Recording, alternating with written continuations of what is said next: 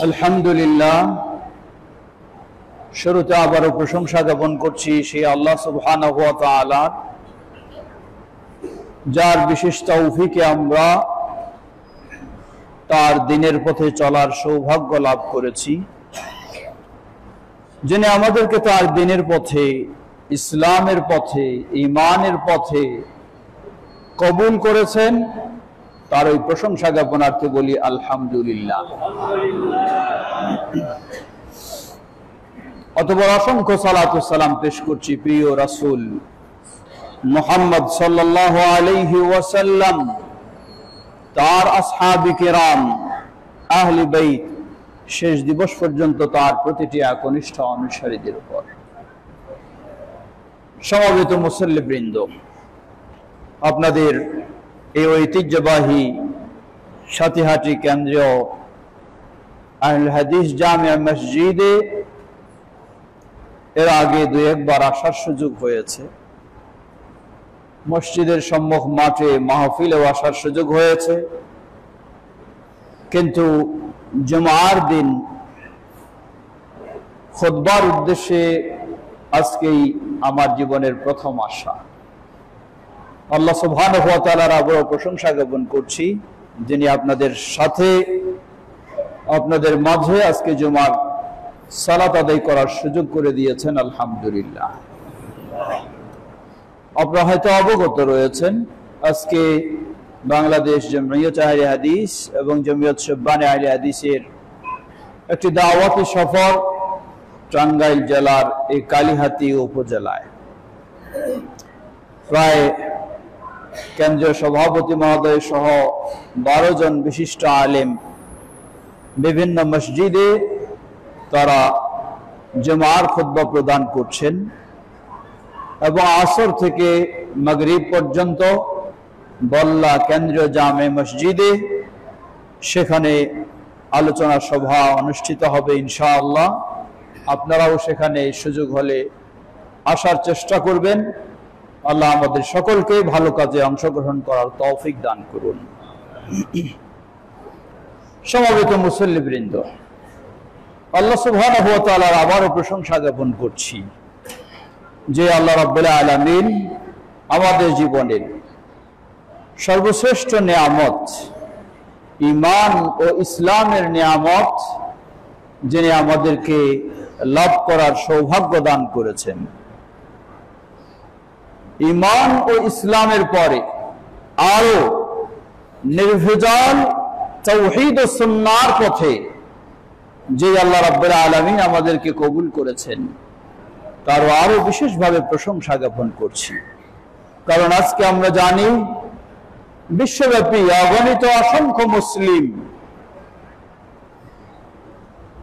অগণিত অসংখ্য মানুষ ইসলামের দাবি করে, কিন্তু আফসোসের সাথে বলতে হয় ইসলামের দাবি করে, আবার তারা ইসলাম বিরোধী কার্যকলাপে সবসময় লিপ্ত, ঈমান বিরোধী কার্যকলাপে লিপ্ত,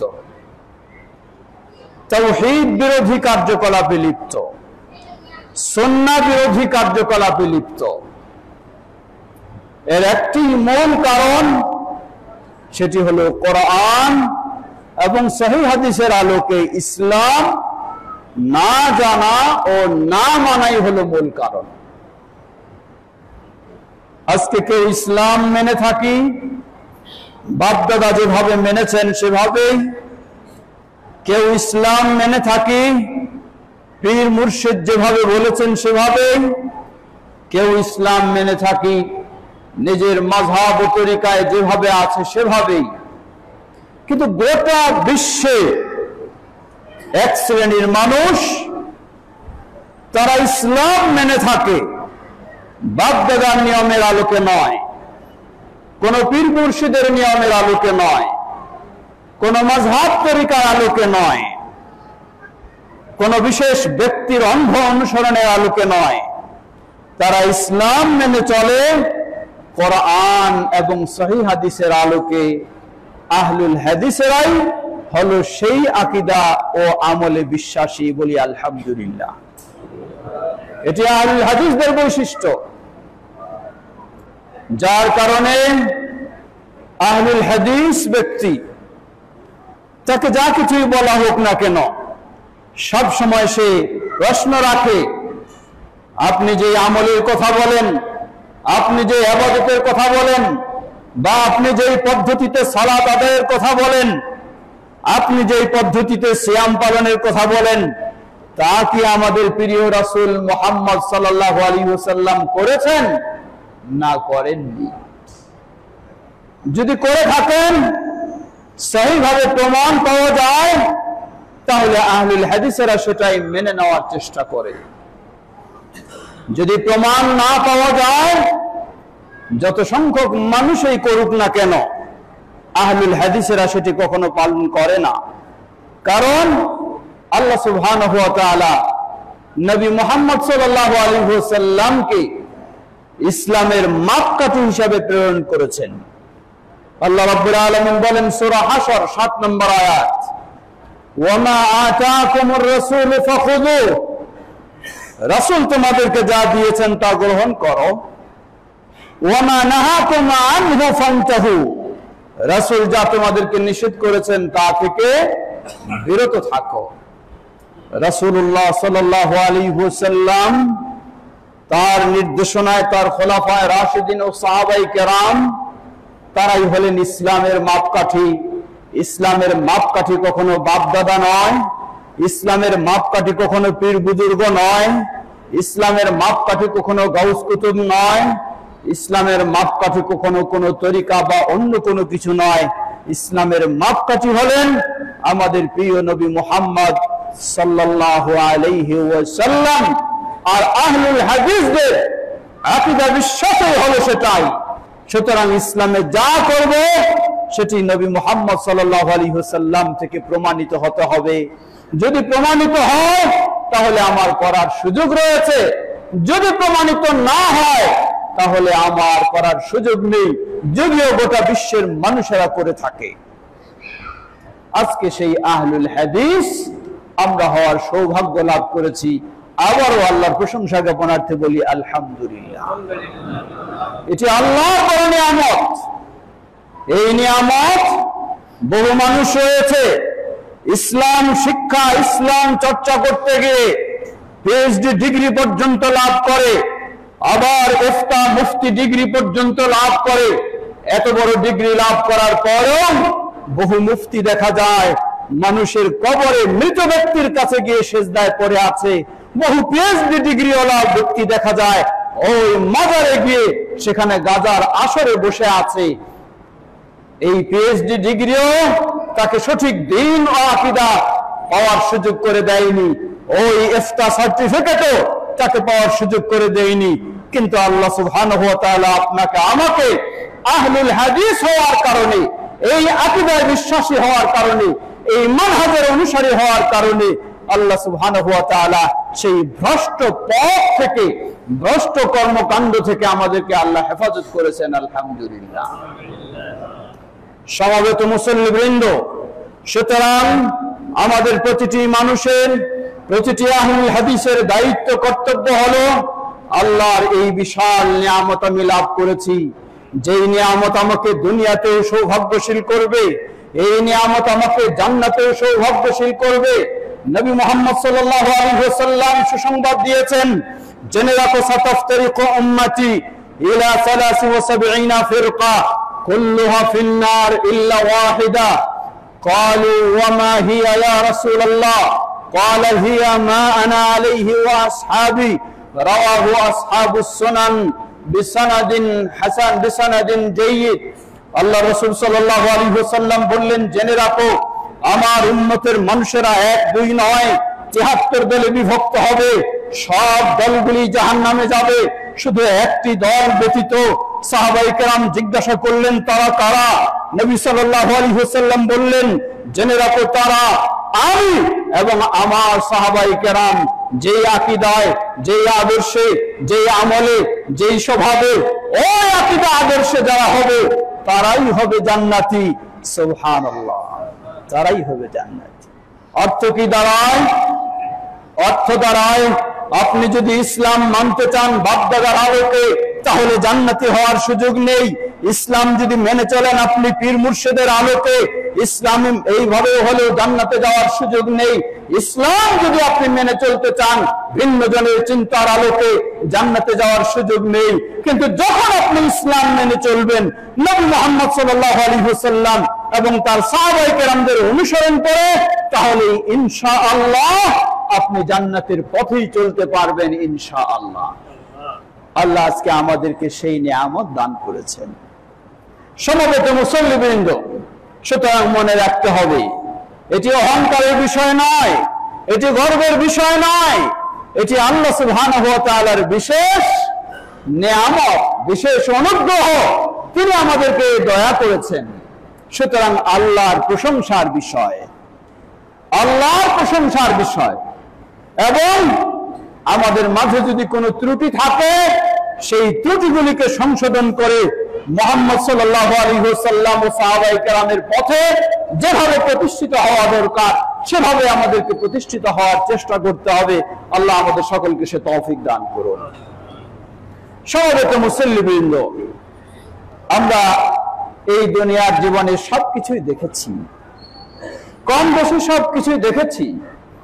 মনে রাখবেন, কারো সম্পদ কাউকে শান্তি দিতে পারে না, কারো ক্ষমতা কাউকে শান্তি দিতে পারে না, কারো আরো অন্য কিছু যোগ্যতা দক্ষতা সেটাও তাকে শান্তি দিতে পারে না। শান্তি দিতে পারে একমাত্র আল্লাহ সুবহানাহু ওয়া তাআলার সন্তুষ্টি। আল্লাহর সন্তুষ্টি অর্জন হলে আপনি দুনিয়ার জীবনেও শান্তি লাভ করবেন, আখিরাতের জীবনেও আপনি শান্তি লাভ করবেন ইনশাআল্লাহ। লক্ষ্য করুন, অতীতের ইতিহাস, বর্তমানের ইতিহাস। কোন কোন ব্যক্তি এদেশের অর্থ অন্যায়ভাবে গ্রহণ করে হাজার হাজার কোটি টাকার মালিক হয়ে গেছে, কিন্তু রাত পার হয়ে তার ঘরের বিছানাটাও নেই। রাত পার হয়ে ঘরের বিছানাটাও নেই। কি বুঝলেন আপনি? অর্থ হলে হাজার হাজার কোটি টাকার মালিক হয়ে গেলেই আপনি শান্তি পেয়ে যাবেন, তা কখনোই নয়। শান্তি পাবেন আপনি তখন যখন আপনার ভিতরে থাকবে আল্লাহর তাওহীদ, আপনার ভিতরে থাকবে নবী মুহাম্মদ সাল্লাল্লাহু আলাইহি ওয়াসাল্লামের সুন্নাহ। আপনার অট্টালিকা নাও থাকতে পারে, কোটি টাকার সম্পদ আপনার নাও থাকতে পারে, কিন্তু যদি আপনার মাঝে সেই তাওহীদ এবং সুন্নাহ থাকে তাহলে আপনি শান্তি অনুভব করবেন। দুনিয়ার জীবন কোনোভাবে অতিবাহিত হলে পরকালেই তো রয়েছে আপনার জন্য সেই অসীম শান্তির জায়গা, জান্নাত ইনশাআল্লাহ। সমবেত মুসল্লিবৃন্দ, সুতরাং আল্লাহ সুবহানাহু ওয়া তাআলার প্রশংসা করুন এবং আল্লাহ এই তাওহীদ ও সুন্নাহর পথে অটল থাকার চেষ্টা করুন। তাই আমাদের সকলের দায়িত্ব, কর্তব্য, আমরা নিজেরা যারা অভিভাবক রয়েছি আমরা আমাদের বিষয়টাকে আরেকটু সুন্দর করে নেওয়ার চেষ্টা করব। আমার আমলে যদি ঘাটতি থাকে সেই আমলকে সুন্দর করে নেব।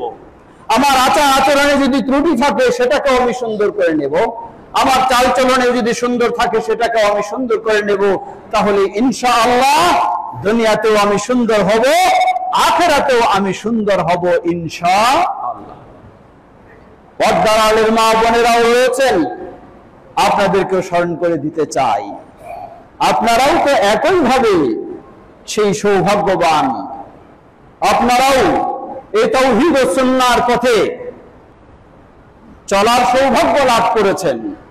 আপনারাও এই আহলুল হাদিস আকীদা ধারণের সৌভাগ্য লাভ করেছেন। সুতরাং প্রতিটি মা বোনের দায়িত্ব হবে সমাজ কিভাবে চলছে সেটা নয়, অন্য মেয়েরা কিভাবে চলে সেভাবে নয়। আপনি নিশ্চিত করবেন নিশ্চিত জান্নাতীকে, কোন সন্দেহ নেই। নিশ্চিত জান্নাতি হলেন উম্মুল মুমিনিন যারা ছিলেন, খাদিজা রাদিয়াল্লাহু আনহা, আয়েশা রাদিয়াল্লাহু আনহা, ঠিক একইভাবে ফাতিমা রাদিয়াল্লাহু আনহা, ওই অসংখ্য মহিলা সাহাবী যারা ছিলেন তারাই তো হলেন নিশ্চিত জান্নাতি। সুতরাং আপনি শুধু একজন আহলুল হাদিস মেয়ে মানুষ, আহলুল হাদিস নারী হলেই আপনি জান্নাতি হয়ে যাবেন তা নয়। আপনি কি সেভাবে ইসলামের পর্দার আলোকে নিজেকে চালানোর চেষ্টা করেন? আপনি কি হালাল হারাম মেনে চলার চেষ্টা করেন? আপনি কি ন্যায় অন্যায় মেনে চলার চেষ্টা করেন?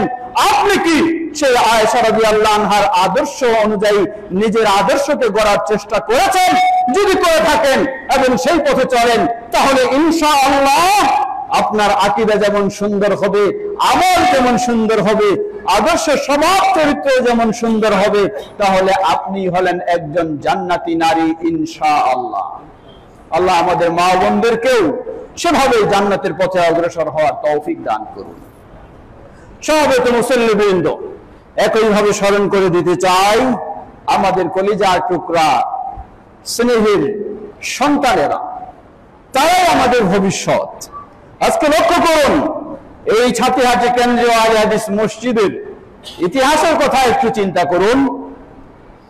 যারা আজকে রয়েছেন, তাদের পূর্বপুরুষ যারা ছিলেন, অনেকে হয়তো বেঁচে রয়েছেন সেই 1974-75 সালে যখন এই মসজিদকে সম্মিলিতভাবে তৈরি করা হয়।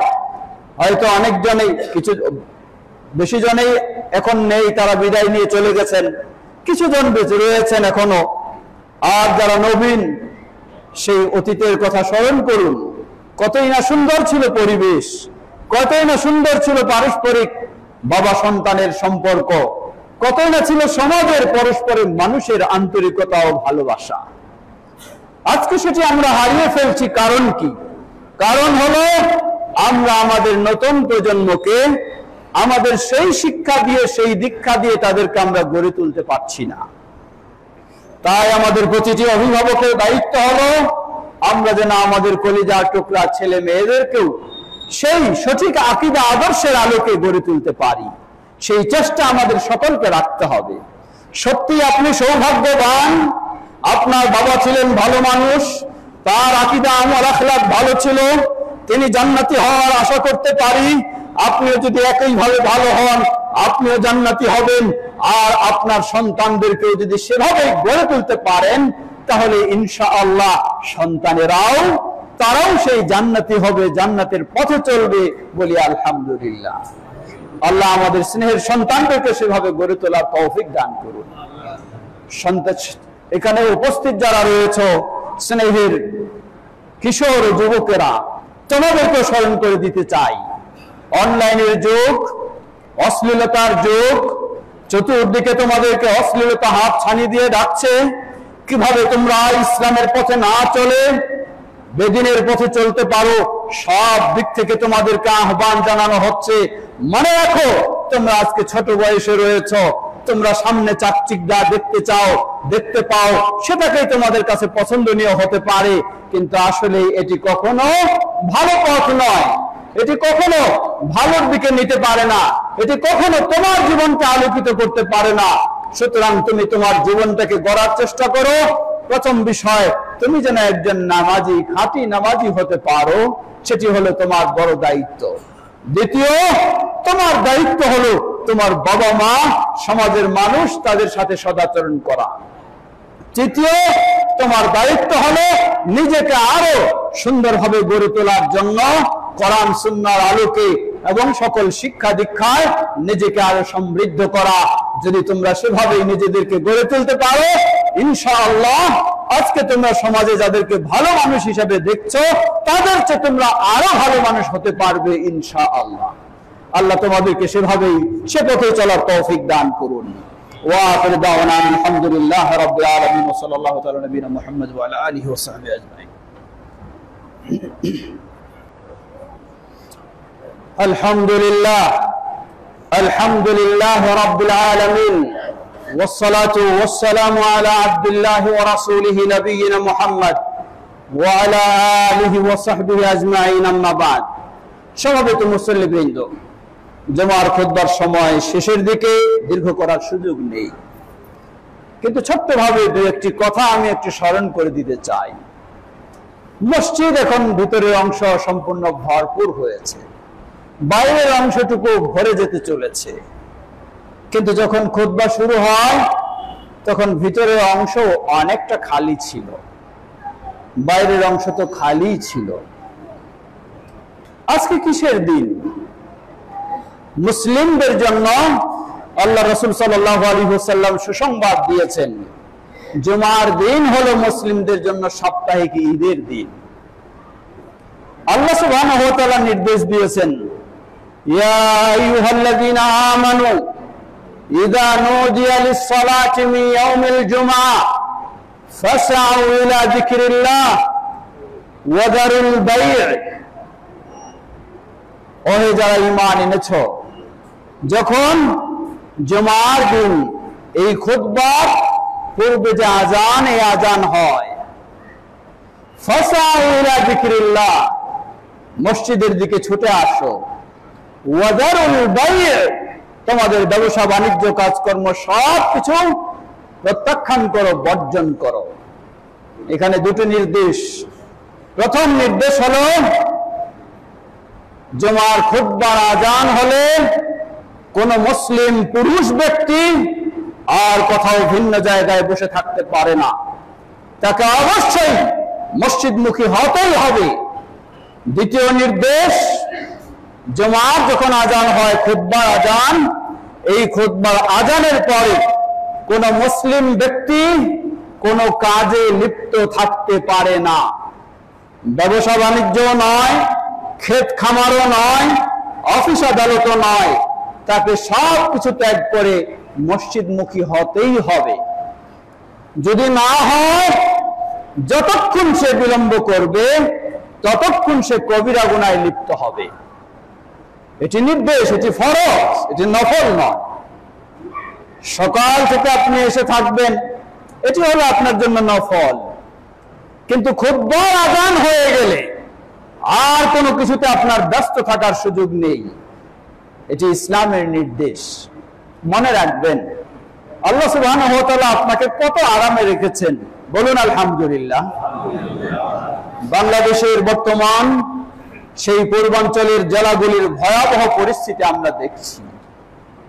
অনলাইনে ঘরে বসে আপনি দেখছেন আপনার কত সুন্দর বাড়ি, কিন্তু সেই বাড়ি ছেড়ে আশ্রয় কেন্দ্রে গিয়ে স্থান নিতে হয়েছে। বাড়িতে থাকার জায়গা নেই, নিজের বাড়ি বলার কিছু সুযোগ নেই, আশ্রয় কেন্দ্রেও জায়গা নেই।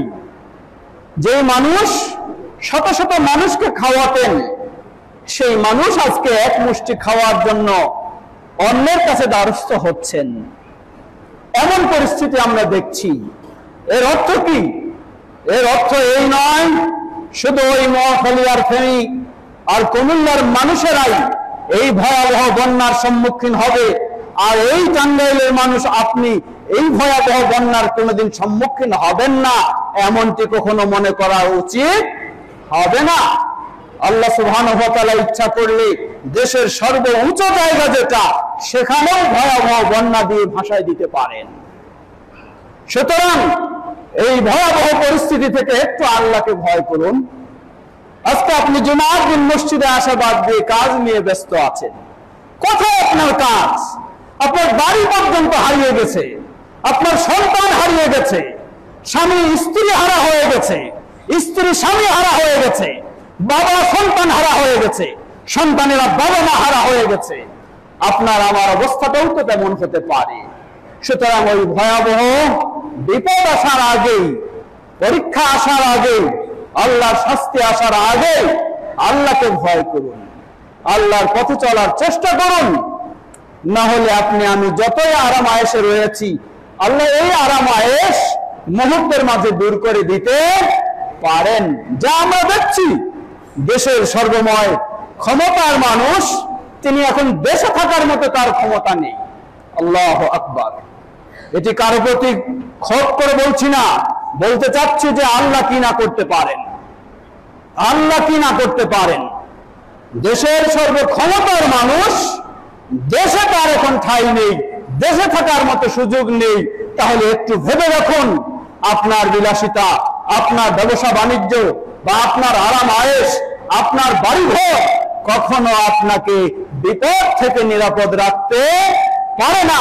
বিপদ থেকে নিরাপদ রাখতে পারেন একমাত্র আল্লাহ সুবহানাহু ওয়া তাআলা। সুতরাং আল্লাহকে একটু ভয় করি। জুমার দিন ইসলাম যদি নির্দেশ দিত সপ্তাহের 7 দিনে জোহরের সময় মসজিদে এভাবে উপস্থিত হতে হবে। ইসলাম যদি এই নির্দেশ দিত তাহলে আমাকে তো আসতে হতো, কিন্তু আল্লাহু আকবার, আল্লাহ সুবহানাহু ওয়া তাআলা সহজ করে দিয়েছেন। সপ্তাহে 7 দিনের মধ্যে 6 দিন জোহর পড়বেন। যেখানে সুযোগ হয় মসজিদ, যে মসজিদে সুযোগ হয়, ওয়াক্তিয়া মসজিদ হোক আর জামে মসজিদ হোক, সেখানে গিয়ে শুধু জোহরের সালাত পড়ে চলে আসবেন। একদিন শুধু জুমার জন্য আসবেন। সুতরাং আল্লাহকে ভয় করুন, মসজিদে যথাসময়ে একটু আসার আমরা চেষ্টা করি। এটি হলো এক দিক। দ্বিতীয় দিক, মনে রাখবেন কি বিশাল সুসংবাদ। নবী সাল্লাল্লাহু আলাইহি ওয়াসাল্লাম বলেন, যে ব্যক্তি জুমার দিনে তার বাড়িতে সুন্দরভাবে গোসল করবে, অতঃপর সুন্দরভাবে সুন্দর পোশাক পরিধান করবে, পবিত্র হবে, যদি সুগন্ধি থাকে সুগন্ধি ব্যবহার করবে, এটি পুরুষের জন্য। সুগন্ধি যদি না থাকে তৈল ব্যবহার করবে, অতঃপর মসজিদের দিকে আসবে। কখন? মেম্বারে খতিব সাহেব দাঁড়ানোর আগেই মসজিদে এসে প্রবেশ করে যেখানে জায়গা পাবে সেখানেই 2 রাকাত সালাত আদায় করে বসে যাবে। অতঃপর মনোযোগ সহকারে খুতবা শুনবে এবং ইমামের সাথে 2 রাকাত জুমার সালাত আদায় করবে। নবী সাল্লাল্লাহু আলাইহি ওয়াসাল্লাম বললেন, যে ব্যক্তি এইভাবে করবে তাহলে ওই ব্যক্তির জন্য কি কি সুসংবাদ? ওই ব্যক্তির জন্য সুসংবাদ হলো, এক, গত জুমা যদি এইভাবে করে থাকে, আবার এই জুমাও যদি এইভাবে আসতে পারে, তাহলে ওই জুমা থেকে এই জুমা 7 দিন, অতিরিক্ত আরো 3 দিন, 10 দিনের তার ভুল ত্রুটিগুলিকে, গুনাহগুলিকে আল্লাহ ক্ষমা করে দেবেন। এটা হলো শর্ত। শর্ত হলো খুতবা শুরু হওয়ার আগে আপনাকে ওইসব প্রস্তুতি নিয়ে মসজিদে আসতে হবে। মেম্বারে খতিব দাঁড়িয়ে গেছেন, এরপরে আপনি আসলেন, তাহলে এই মর্যাদা থেকে আপনি বঞ্চিত হবেন। এটি হলো এক। দ্বিতীয়, আল্লাহ রাসূল সাল্লাল্লাহু আলাইহি ওয়াসাল্লাম বলেন, আপনি বাড়ি থেকে বের হয়েছেন পবিত্র হয়ে, সুন্দর পোশাক পরে। মনে রাখবেন, ওযু কিন্তু বাড়িতে করতে হবে। এর অর্থ এই নয় মসজিদে এসে ওযু করা যাবে না, তা নয়। এখানে ওযু করতে পারেন, কিন্তু এখানে ওযু করলে সেই মর্যাদা সওয়াব পাবেন না। বাড়িতেই আপনি গোসল করবেন, ওযু করবেন, সুন্দর পোশাক পরবেন, অতঃপর মসজিদে আসবেন। খুতবা শুরু হওয়ার আগেই আল্লাহ রাসূল সাল্লাল্লাহু আলাইহি ওয়াসাল্লাম বললেন, আপনার প্রতিটি কদমে একটা করে সওয়াব দেওয়া হবে, প্রতিটি কদমে একটা করে গুনাহ মাফ করে দেওয়া হবে, প্রতিটি কদমে একটা করে মর্যাদা বৃদ্ধি করে দেওয়া হবে। সবগুলি হলো কখন? মেম্বারে খতিব দাঁড়ানো পূর্বেই। যদি পরে আসেন তাহলে এই মর্যাদা পাবেন না। তৃতীয়, নবী সাল্লাল্লাহু আলাইহি ওয়াসাল্লাম বলেন, এই হাদিসটি তিরমিজির হাদিস, এটিও সহিহ, যে ব্যক্তি এইভাবে জুমার পূর্বেই নিজের বাড়িতে যেগুলি বলেছি সেরকম পবিত্র হয়ে সবকিছু প্রস্তুতি নিয়ে মসজিদে আসবে, তাহলে ওই ব্যক্তির প্রতিটি পায়ের বিনিময়, প্রতিটি কদমের বিনিময় 1 বছরের সিয়াম রাখার সওয়াব দান করা হবে। প্রতিটি পায়ের বিনিময়ে 1 বছরের নফল সালাতের সওয়াব দান করা হবে। সুবহানাল্লাহ, হাদিস সহিহ। এটাও শর্ত হলো কখন? মসজিদে মেম্বারে খতিব দাঁড়ানো আগেই। যদি পরে তাহলে বঞ্চিত হবেন। চতুর্থ, নবী সাল্লাল্লাহু আলাইহি ওয়াসাল্লাম বলেন, মসজিদের গেটে আল্লাহর বিশেষ ফেরেশতাগণ বড় বড় রেজিস্টার নিয়ে বসে থাকেন। সেখানে নাম লিপিবদ্ধ করেন, নাম লেখেন। কার নাম?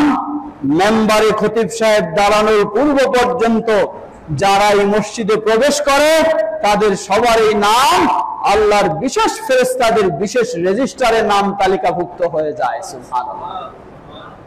কতক্ষণ? মেম্বারে যখন খতিব দাঁড়িয়ে যান, আল্লাহ রাসূল সাল্লাল্লাহু আলাইহি ওয়াসাল্লাম বলেন, ফেরেশতারা তাদের দফতর গোটায় বন্ধ করে ফেলেন, অতঃপর তারাও বসে মনোযোগ সহকারে খুতবা শোনেন। আর এরপরে যারা আসবে তাদের নাম ওই দফতরের তালিকায় কখনো তালিকাভুক্ত হবে না। আল্লাহু আকবার। এই বিশাল মর্যাদা মনে রাখবেন। আপনি ভাবছেন 10টা মিনিট হলে আমার একটা কাজ হয়ে যায়, বা 15টা মিনিট হলে আমি বাজার থেকে কিছু কাজ করে আসতে পারি, বা আরেকটু হলে অনেক কিছু করতে পারি। একটু ভেবে দেখুন, আল্লাহ আজকে আপনাকে চলার জন্য তৌফিক দিয়েছেন, আপনাকে সুস্থ রেখেছেন, তাই আপনি অনেক কিছু করতে পারেন। আপনার মতো বহু মানুষকে, বহু যুবককে আল্লাহ বিছানায় ফেলে রেখেছেন, ঘন্টার পর ঘন্টা নয়, দিনের পর দিন তার অতিবাহিত হয়ে যায়, কোনো কাজ করার সুযোগ নেই। আল্লাহ তো আপনাকেও সেরকম করে দিতে পারেন, আমাকেও সেরকম করে দিতে পারেন। সুতরাং আল্লাহ রাসূল সাল্লাল্লাহু আলাইহি ওয়াসাল্লাম বলেন, ইগতানিম খামসান ক্বাবলা খামসিন, 5টি অবস্থা তৈরি হওয়ার পূর্বে 5টি অবস্থার মূল্যায়ন করুন। সেই অসুস্থতা এসে যাওয়ার আগে যতক্ষণ সুস্থ আছেন এটাকে মূল্যায়ন করুন, আল্লাহর পথে কাজে লাগান। ব্যস্ত হয়ে যাওয়ার পূর্বে যতক্ষণ আপনার সময় রয়েছে এই সময়টুকু কাজে লাগান। বিদায় নেওয়ার পূর্বে যতক্ষণ জীবিত রয়েছেন আল্লাহর পথে সেটিকে কাজে লাগার চেষ্টা করুন। আল্লাহ আমাদের সবাইকে এক্ষেত্রে খেয়াল করে আমরা যেন নিজেরা আমাদের ছেলেদেরকে নিয়েও মসজিদে যথাসময়ে খুতবা শুরু হওয়ার আগে উপস্থিত হতে পারি। আল্লাহ আমাদের সকলকে সে তৌফিক দান করুন। সমাবেত মুসল্লিবৃন্দ, শুধু জুমার দিন নয়, একজন মুসলিম হিসাবে আমাকে প্রতিদিন 5 ওয়াক্ত সালাত ঠিকভাবে আদায় করতে হবে। আল্লাহ আমাদের সকলকে সে তৌফিক দান করুন। বলছিলাম সেই ভয়াবহ বন্যা পরিস্থিতিতে কি ধরনের তাদের কঠিন অবস্থা রয়েছে সেটি কাছে না গেলে বোঝা যায় না। আমরা গেছি, বাংলাদেশ জমিয়তে আহলে হাদিস, জমিয়ত সুবহানে আহলে হাদিসও তাদের কাছে গিয়ে দাঁড়িয়েছে। সেখানে তাদের মাঝে যতটুকু সম্ভব ত্রাণ সামগ্রী পৌঁছে দেওয়ার চেষ্টা করেছে, সেটি এখনো চলমান রয়েছে। আজকে আমি সবাইকে আহ্বান জানাচ্ছি, আপনাদের মাঝে যার পক্ষে যতটুকু সম্ভব আমাদের দায়িত্বশীল যারা রয়েছেন তারা উচ্চ সালাতের পরে সংগ্রহ করবেন আর আপনারা দেবেন। এভাবে সংগ্রহ চলতেছে গোটা দেশব্যাপী, মানুষ স্বতঃস্ফূর্ত ভাবে দিচ্ছে, কারণ তাদের সেই ভয়াবহ পরিস্থিতি এটি না দেখলে বোঝা যায় না। আল্লাহ আমাদের তাদের সকলের সহযোগিতায় এগিয়ে আসার তৌফিক দান করুন। সমবেত মুসল্লিবৃন্দ, সর্বশেষ বলতে চাই, আজকে সত্যি আপনাদের এই ঐতিহ্যবাহী ছাতিহাটি বড় জামে মসজিদ এটি একটি কতই না আনন্দের বিষয়। এটি যদি ক্ষুদ্র ক্ষুদ্র ছোট ছোট একাধিক মসজিদ থাকতো তাহলে আজকে এই বড় মসজিদে যে আপনারা একটা আনন্দ অনুভব করেন, এই আনন্দটা কখনো অনুভব করতে পারতেন না।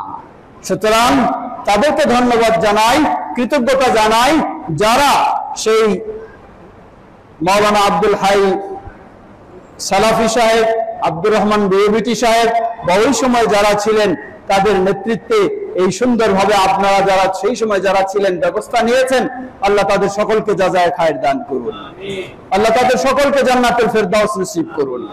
এই মসজিদে যারা অবদান রেখেছেন, জায়গা দিয়েছেন, বিভিন্নভাবে সহযোগিতা দিয়েছেন, অনেকে হয়তো আজকে আমাদের মাঝে নেই, আল্লাহ তাদের সকলকে জান্নাতুল ফেরদাউস নসিব করুন। আর যারা এখন রয়েছেন মসজিদের সার্বিক ব্যবস্থাপনার দায়িত্বে রয়েছেন, আল্লাহ সকলকে সুন্দরভাবে মসজিদ পরিচালনা করার তৌফিক দান করুন। বিশেষ করে আমরা যে ঐক্যে রয়েছি এই ঐক্যবদ্ধ যেন আরো মজবুত হয়, আরো দৃঢ় হয়। বাংলাদেশ জমিয়তে আহলে হাদিস আপনাদের কাছে সেই আশাই ব্যক্ত করছে। আল্লাহ আমাদের সকলকে সেভাবেই ঐক্যবদ্ধ হয়ে সুন্দরভাবে আমাদের এই সমাজকে সুশৃঙ্খল ভাবে রাখার তৌফিক দান করুন।